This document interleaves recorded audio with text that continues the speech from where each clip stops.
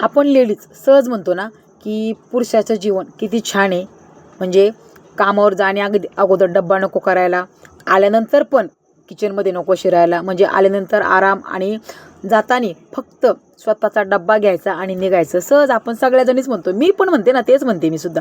मग मला त्यांना एकच सांगायचं आहे आणि मला स्वतःला बी आज समजून घेतलं मी की पुरुषाची लाईफ ही सोपी अजिबात नाही आहे. आपण सहज म्हणतो की नाही, आम्हाला किती कामं येतं, आम्ही कामावून आल्यासुद्धा आम्ही काम करतो.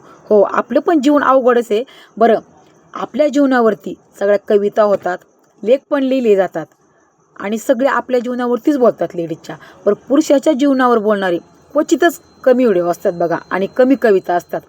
आणि पुरुषाला मेन दुःख काय असतं हे कुणाला सांगता येत नाही आणि काहीच नाही. आणि मेन म्हणजे त्यांना सुंदर दिसणं, ते खूबसूरत आहेत की बदसूरत आहेत, ते श्रीमंत आहेत का गरीब आहेत, याला कधीही व्हॅल्यू नाही आहे. त्यांची व्हॅल्यू फक्त एकाच याला आहे की त्यांच्या खिशामध्ये जर पैसा असेल ना तर काळा मुलगासुद्धा गोरी मुलगी नक्कीच करते. परंतु त्याच्या खिशात जर पैसा नसेल ना, गोरा असू द्या किंवा देखणा असू द्या, तरीही त्या मुलाला काहीही व्हॅल्यू राहत नाही. राहते का व्हॅल्यू? अजिबात नाही. म्हणजे पुरुषाची फक्त जेब जर भरलेली असेल ना तर त्याला व्हॅल्यू असते बघा. म्हणून पुरुषाला सुंदर दिसण्यापेक्षा आपल्या खिशात किती पैसा आहे याच्यासाठीच झटावे लागते नेहमी. कारण की जर तो बेरोजगार जर झाला तर आकाशसुद्धा त्याच्यावर थुकतं आणि म्हणतं, तू धरतीला बोज आहे बोज, कधीतरी प्रयत्न कर आणि काम कर, असं आकाशसुद्धा त्याला म्हणतं. आणि जर कामयाब जर झालं ना, ही दगडं ज्याचा जीव पण नाही ते सुद्धा म्हणतात, वा काय काम केलं, आणि सलामी मारतात.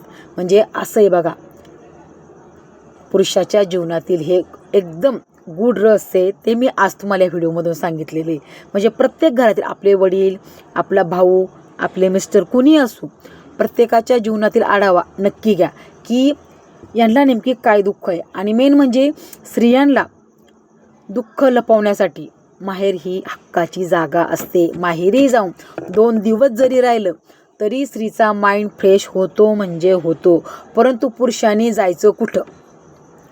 दिवस रात्र फक्त ते जबाबदारी म्हणून आपल्या मुलांसाठी, आपल्या बहिणीसाठी, आपल्या आईसाठी एवढ्यासाठीच झटतात की माझ्याच्या नियांना काहीच कमी नाही पडलं पाहिजे.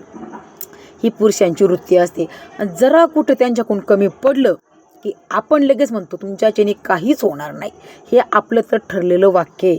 म्हणून असं स्वतःच्या भावाला, स्वतःच्या मिस्टराला आणि स्वतःच्या मुलाला समजून घ्या की नेमकी यांना दुःख काय आहे, यांच्या जीवनातील नेमकी असं कोणतं दुःख आहे की ते आम्हाला सांगत नाहीत.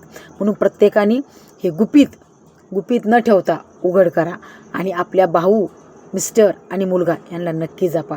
कारण की त्यांना फक्त जबाबदारीचं ओझंच, एकदा 18 वर्ष झाले की जबाबदारीचं ओझं एकदा त्यांच्या पाठीवर पडलं की गाढवासारखे त्यांना राबावे लागते, अगदी मरणाच्या श्वासापर्यंत. म्हणून पुरुषाला समजून घ्या, कोणी असो तो, पुरुषाला समजून घ्या आणि हे गुपित कधीच ठेवू नका. आणि पुरुषांनी सुद्धा कधीतरी मन मोकळं करत जा, कारण मन मोकळं केलं तरच तुम्हाला पुढले आयुष्य व्यवस्थित तुमचे जाणार आहे. आणि मनात जर तुम्ही ठेवलं ना काही व्यथा की आता कुणाला बोलू, मी कुणाला बोलू, कुणाशी शेअर करू, अशी कोणती व्यक्ती बरं ते माझं ऐकणंच, तर मग तुम्ही कुणातरी हक्काने बोला ना की मला तुम्हाला हे सांगायचं आहे बरं का. कारण दुःख हे सांगितल्याशिवाय कधीही कुणाला कळत नाही, हे पण पुरुषांनी नक्की लक्षात ठेवा.